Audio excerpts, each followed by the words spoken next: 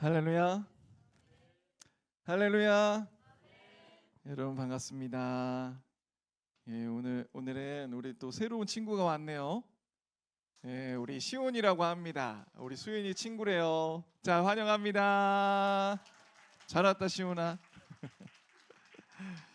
자, 우리 이 시간 함께 살펴볼 말씀은 사무엘상 17장입니다. 사무엘상 17장 33절에서 37절 말씀입니다. 32절에서 37절 말씀입니다. 사무엘상 17장 32절에서 37절 말씀입니다.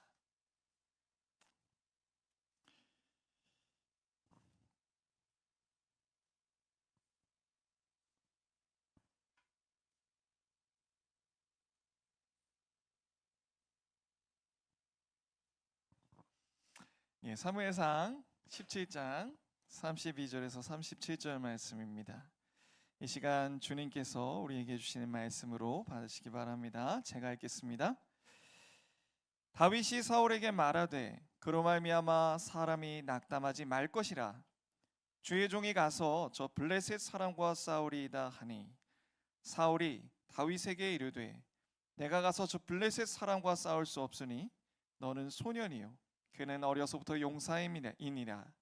다윗이 사울에게 말하되 주의 종이 아버지의 양을 지킬 때에 사자나 곰이 와서 양떼에서 새끼를 물어가면 내가 따라가서 그것을 치고 그 입에서 새끼를 건져내었고 그것이 일어나 나를 해하고자 하면 내가 그 수염을 잡고 그것을 쳐 죽였나이다. 주의 종이 사자와 곰도 쳤은즉 살아계시는 하나님의 군대를 모욕한 이 할례받지 않은 블레셋 사람이리까. 그가 그 짐승의 하나와 같이 되리이다. 또 다윗이 이르되 여호와께서 나를 사자의 발톱과 곰의 발톱에서 건져내셨은즉 나를 이 블레셋 사람의 손에서도 건져내시리이다. 사울이 다윗에게 이르되 가라, 여호와께서 너와 함께 계시기를 원하노라. 아멘. 지금 이스라엘 백성들이 블레셋과 전투를 벌이려 하고 있습니다. 이 블레셋과 이스라엘의 전투는요, 우리가 싸워야 하는 영적 전쟁이 있음을 알려주고 있습니다. 실제 이스라엘 백성들은 눈에 보이는 블레셋 군대와 싸워야 했지만 우리는 블레셋 군대와 싸우진 않죠. 하지만 성경은 뭐라고 얘기하냐면요, 보이지 않는 영적 세계에서 우리가 치열한 전투를 하고 있다라고 얘기합니다. 어떻게 전투를 하고 있냐? 여러분 삶의 현장 속에서 여러분들의 생각과 감정을 사로잡아서 하나님을 의심하게 만들고 하나님을 제대로 믿지 못하게 만드는 그런 일들이 우리의 영적 전투라고 할 수 있습니다. 예를 들면 어떤 게 있을까요? 오늘 여러분들 예배 나왔죠? 굉장히 아침에 고민하진 않았나요? 오늘 가기 싫어 죽겠다. 때론 저도 목사지만 그럴 때가 있어요. 목사인데 교회 나오기가 싫을 때가 있다고요, 여러분. 이런 것들부터가 하나하나 영적 전투임을 믿으시기 바랍니다. 예, 이런 영적 전투들이 있어요. 여러분 또 어떤 게 있을까요? 여러분들 유튜브 보면요, 제가 얼마 전에도 우리 한 친구, 이 자리에 앉아 있는 한 친구와 같이 얘기하면서 그런 걸 같이 봤는데, 유튜브에 보면 굉장히 하나님에 대한 이상한 얘기들이 너무 많아. 뭐 예수님이 불교의 그 부처님한테 배워가지고 다시 돌아와서 뭐 가르쳤다는 등 온갖 얘기들이 굉장히 많고요. 굉장히 또 그걸 보다 보면 설득력이 있습니다, 여러분. 여러분 그런 목소리들 때로는 여러분 주변에서 심심치 않게 듣곤 하죠. 그래서 이렇게 생각할 수도 있잖아요. 내가 태어나고 보니까 우리 부모님들이 예수님을 믿는 거야, 그죠? 나는 자연스럽게 교회 나왔고 그런가 보다. 만약에 내가 불교의 가정, 불교 믿는 부모님 가정에 태어났다면 난 절에 가서 비나이다 하고 있지 않을까? 그 4월 초파일에 부처님의 날에 절에 가고 있지 않을까? 이런 얘기들 있잖아요, 여러분. 수많은 우리 주변에서는 하나님 믿지 못하게 만드는 목소리들이 많습니다. 이런 것들이 다 우리가 싸워야 할 영적 전쟁이라 할 수 있어요. 알겠죠? 하나님을 믿는 것에서부터 멀어지게 하는 그 모든 것들이 다 영적 전쟁입니다. 근데 여러분들 이런 전쟁들을 뒤에서 누가 주관하고 있을까요? 성경은 뭐라고 하나요? 우리 찬이가 바로 말로 사탄 마귀잖아요. 그죠? 찬이나? 똑똑해. 사단 마귀가 보이지 않는 영적 세계에서 이 세상의 모든 것, 심지어 사람, 그리고 넷플릭스, 유튜브, 그 모든 것들을 활용해서 하나님과 멀어지게 만들고 있습니다. 여러분, 그래서 오늘 우리가 다윗과 이스라엘의 전쟁을 볼 때에 우리는 우리가 싸워야 될 영적 전투로구나 라고 생각하며 봐야 하는 거예요. 자, 그래서 오늘 말씀을 통해서 우리는요, 어떻게 하면 이 영적 전쟁에서 승리할 수 있고 또 어떤 순간에 우리가 패배하게 되는가, 오늘 다윗과 골리앗의 전투를 통해 살펴보고자 합니다. 여러분 1절 한번 보세요. 1절. 우리 1절 한번 다 같이 읽어보겠습니다. 우리 17장 1절이에요. 17장 1절 우리 다 같이 한번 읽어보겠습니다. 시작. 블레셋 사람들이 그들의 군대를 모으고 싸우고자 하여 유다에 속한 소고에 모여 소고와 아세가 사이에 에베스다밈의 진을 치매. 발음이 어렵죠? 에베스다밈. 지금 블레셋 사람들이 그들의 군대를 모아서 지금 어디에 왔어요? 이미 이스라엘 지역에 유다 지파가 사는 지역까지 침투했습니다. 그리고 그곳에서 진을 쳤어요. 소고라는 곳과 아세가 사이에 에베스다밈의 진을 쳤습니다. 그리고 이스라엘 백성들을 공격하고 있는 거예요. 여러분, 블레셋은요, 오랫동안 이스라엘 백성들을 끈질기게 괴롭혀 왔던 최대의 적이었습니다. 언제부터 우리가 싸웠는지 기억나세요? 아주 본격적으로 등장할 때는 사사기였어요. 기억날지 모르겠어요. 사사기 삼손 때에 블레셋이 무려 몇 년? 40년 동안 이스라엘 백성들을 압제했습니다. 하나님은 그래서 이스라엘 백성들이 아무도 하나님께 부르짖지 않았지만 아기 삼손을 태어나게 하셨어요. 그리고 삼손에게 사명을 주셨죠.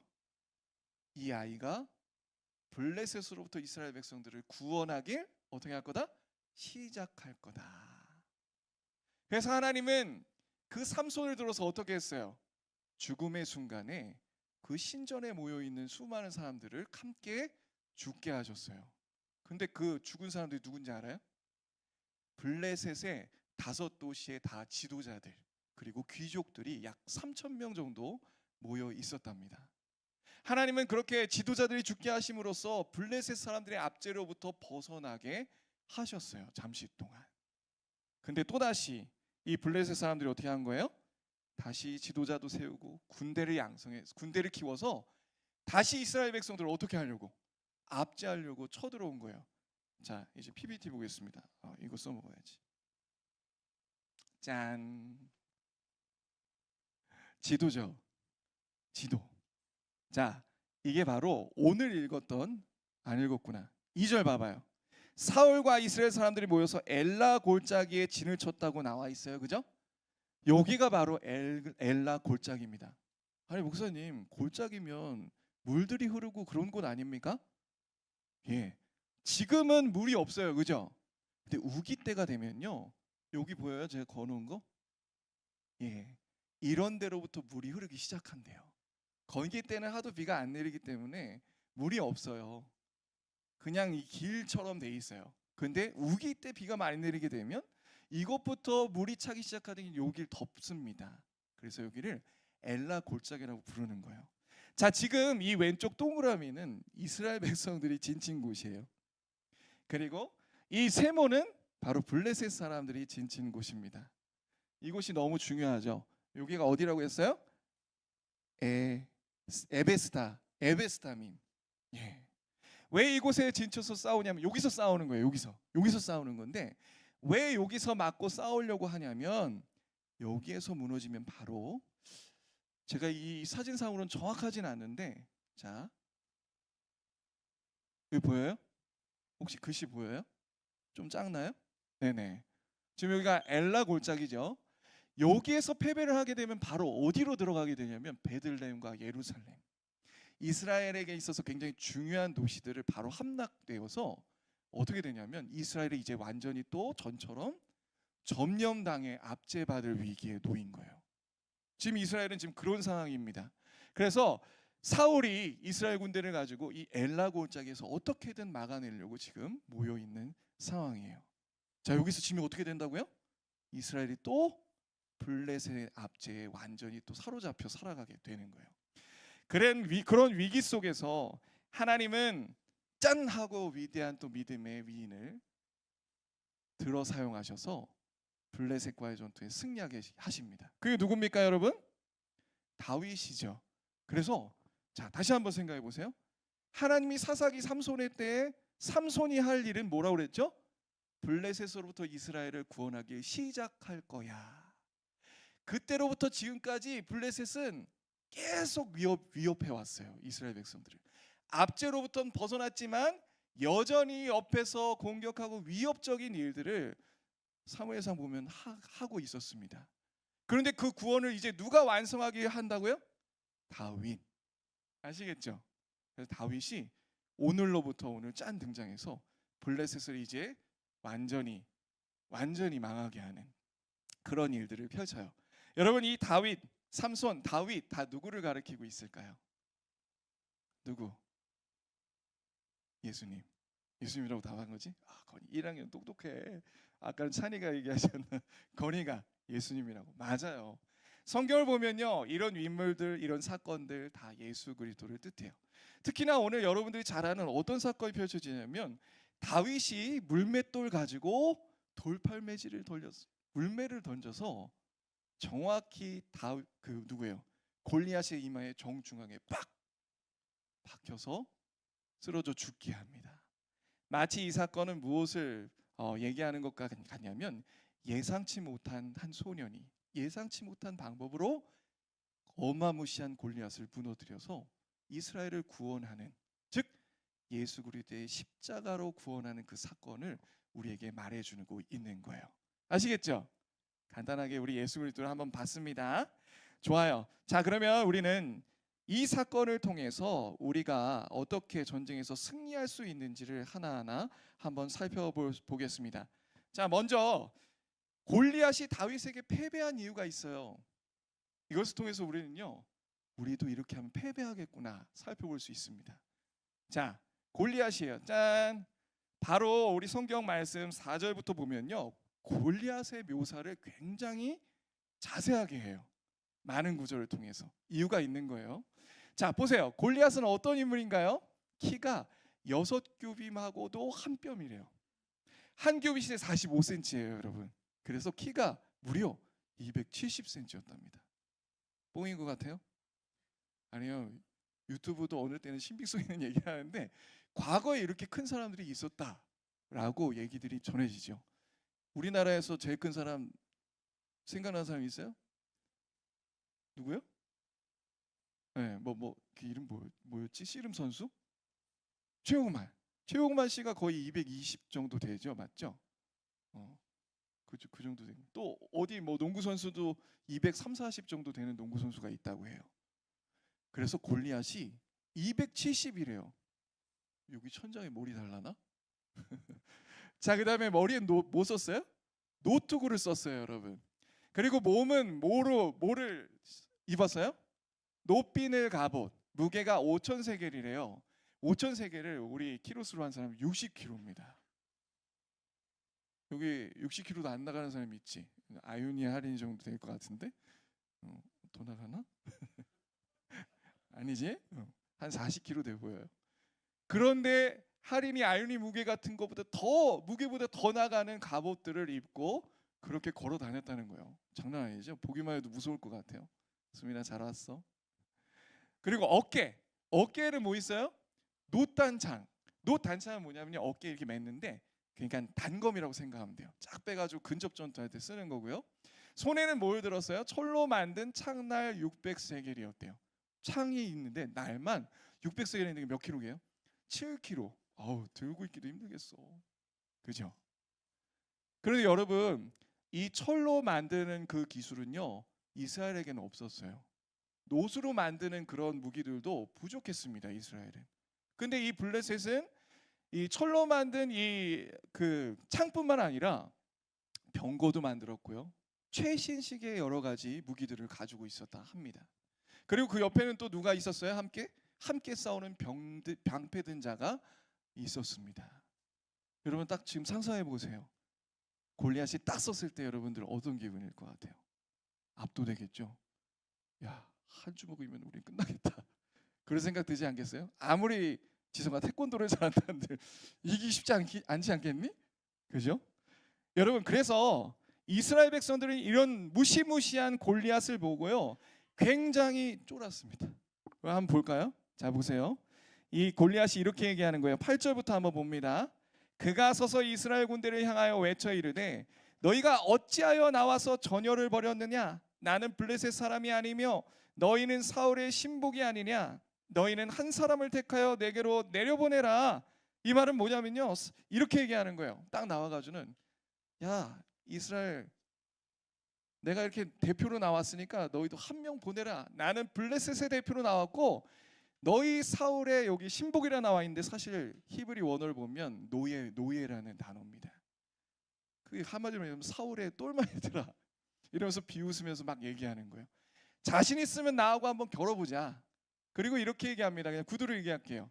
만약에 싸워가지고 이기는 자 너희가 이기면 우리가 너희의 종이 되겠고 너희가 우리에게 지면 너희가 우리의 종이 되라. 이렇게 얘기하고 있는 거예요. 막 외치면서요. 그랬더니 11절 우리 같이 한번 읽어봅시다. 11절 시작.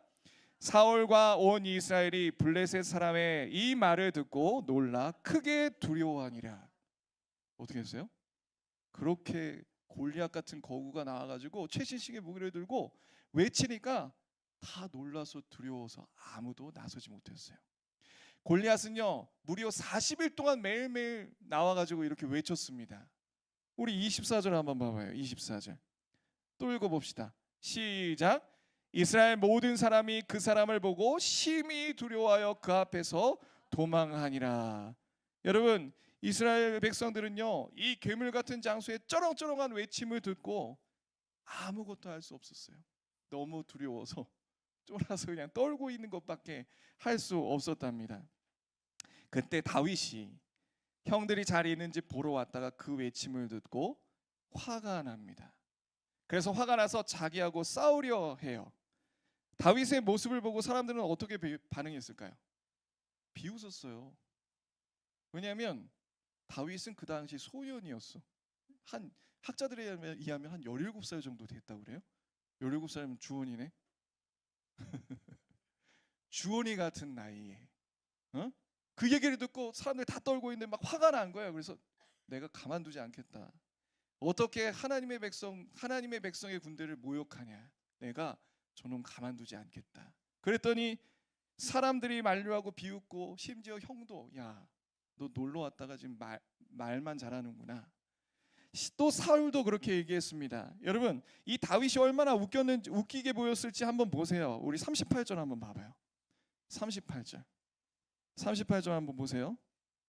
우리 38절과 39절 읽으면서 한번 상상해 보세요. 다윗이 지금 어떤 모습인지. 같이 한번 읽겠습니다. 시작. 이에 사울이 자기 군복을 다윗에게 입히고 노트구를 그의 머리에 씌우고 또 그에게 갑옷을 입히매 다윗이 칼을 군복 위에 차고는 익숙하지 못하므로 시험적으로 걸어보다가 사울에게 말하되 익숙하지 못하니 이것을 입고 가지 못하겠나이다 하고 곧 벗고. 다윗이 하도 싸우겠다고 하니까 알았다 그러면 한번 싸워봐라. 사울 왕이 자기 갑옷을 다 입혔어요.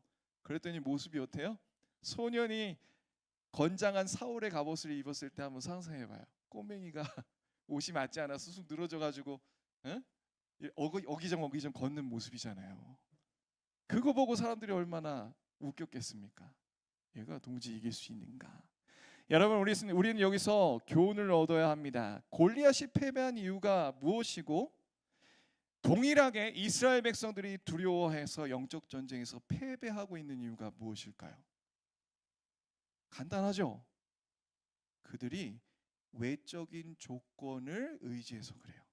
그들이 하나님을 믿지 않고 자기 자신을 의지해서 그렇습니다. 여러분, 성경은 분명히 전쟁의 성패는 누구에게 달렸다고 얘기하고 있어요? 하나님이에요. 외적인 조건 그리고 그들 스스로에게 전쟁의 승리가 달려있지 않다고 줄곧 얘기해 왔어요. 언제요? 가데스 바네아 때. 기억나요? 10명의 전탄꾼이 뭐에 기겁해서 두려워 떨었죠? 우리 거기 가면 죽는다. 견고한 성읍과 거기에 골리앗 같은 안악 자손들을 보고 마음에 두려워서 우리 절대 가면 안 된다. 그리고 또 언제였습니까? 기드온 사건 기억나나요? 설교 때는 안 다루고 나갔지만 다 알죠. 기드온과 300용사. 하나님이 기드온과 300용사 때 우리에게 주셨던 메시지는 뭐냐면 전쟁의 승패는 사람의 수에 달려 있는 게 아니다. 그래서 하나님이 32,000명에서 300명까지 줄여버렸어요.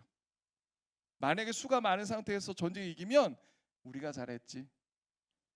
봐라, 우리의 힘과 우리의 이 전략과 우리의 무기로 승리했지 라고 자랑할까봐 하나님이 300명까지 줄이셨어요, 여러분. 그런데 또 지금껏 이스라엘 백성들은 그 하나님이 주셨던 가르침들을 잊고 또 지금 뭐 하고 있는 거예요? 골리앗의 외적인 조건을 보고 압도되어서 두려워하고 있는 거예요. 여러분, 저는 이 말씀을 이렇게 말하고 싶습니다. 우리가 교회에 있을 때도요, 여러분, 외적인 것들을 많이 생각하기가 쉬워요. 많은 사람들이 이렇게 얘기합니다. 이렇게 물어보죠. 너희 교회 몇 명 있니? 여러분, 교회가 소위 성공한다는 교회들, 여러분들 어떤 교회를 떠올리세요? 신도문 교회입니까? 왜 대답을 안 하지? 우리 교회 아니야? 여러분, 나는 우리 교회 자랑스러운데 우리 교회는 정말 훌륭한 교회입니다, 여러분. 우리 교회도 사실 수가 많은 축에 속해요. 근데 그게 중요한 게 아니고요. 저는 여러분들을 보고 우리 새벽 예배 때 기도하는 우리 성도님들, 간절한 마음으로 기도하는 성도님들 볼 때 소망을 봅니다. 여러분, 근데 세상 사람들은요, 큰 교회를 생각해요. 수가 막 1,000명, 2,000명, 10,000명, 그리고 그런 대형 교회는 얼마나 잘 갖춰져 있습니까? 우리도 잘 갖춰놨지만 음향시설이 거의 콘서트 하는 수준이에요.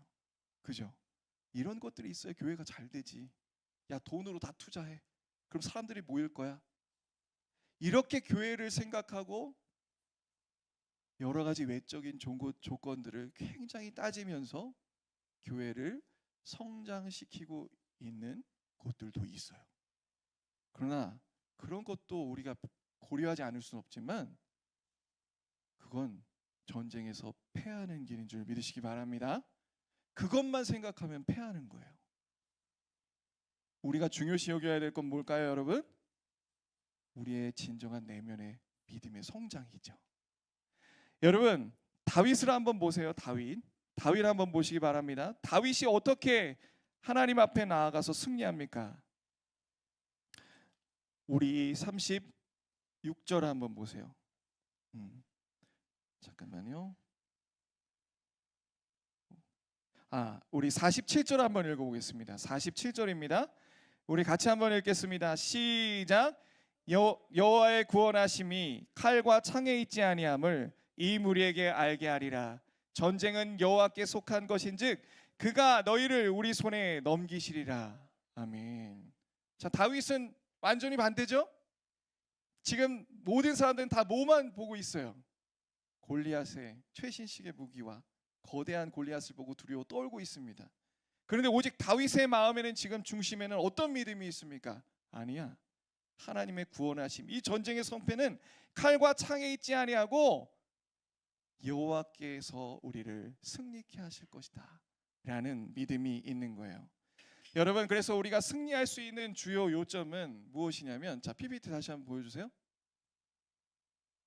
예. 오케이. 아니요, 제가 넘길게요. 제가 넘길게요. 오케이. 자, 우리 같이 한번 읽어보겠습니다. 시작. 우리는 무엇을 중요하게 생각하며 믿음의 전투를 싸워야 합니까? 첫째, 예수님을 의지해야 합니다. 예수님의 십자가와 부활의 능력이다. 저는 이 다윗의 고백을 이렇게 표현하고 싶어요. 여러분, 예수님을 믿음으로 의지한다는 게 뭘까요? 살아가면서 예수님을 믿음으로 의지하는 게 뭘까요, 여러분?